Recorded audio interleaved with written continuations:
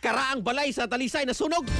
4 milyones pesos ang danyos mga katropa. Atong sayron pinagi sa report ni katropang Benji Talisik. XFM Report. Yes, katropang Benji.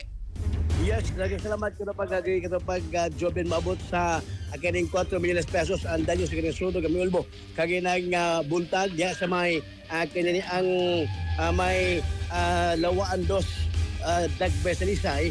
Ang kining mga sunog kato pang agregi o sa ni kabalay magkonsidera na siya nga ancestral house nga gipalagyan sa kani board member o malalaban nga si Jan Bulo.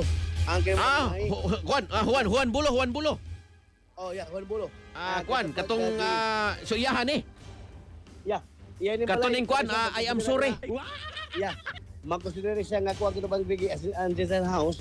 Mao to nga mo gidili nga gisugi alarmahan sa to mga sagap sa bombero sa Dagbeselisay na Seran nga nadawat ang kini mao nga sunog sa atong kababiruhan alas 8:18 takna sa buntag samtang gisaga kini sa kinining unang alarma kini maong sunog kato pang Joben ang kini masunog pasado ogod alas 8:22 ang tagna sa buntag samtang ginikila nga na kodula ang kini mong kalayo alas 8:34 ang tagna sa buntag sa mga adlaw samtang alas 8:38 tagna sa kining buntag ginikila nga fire out ang kini maong sunog para pagisubay o gisuta sa tog Talisay City Fire Office o personnel kung usay hinundan sa kining maong sunog noon way nakalas way angol sa pag-ulbo sa sunog sa Sagbarimay dito sa Barangay Lawandos sa Dagbayan sa Talisay.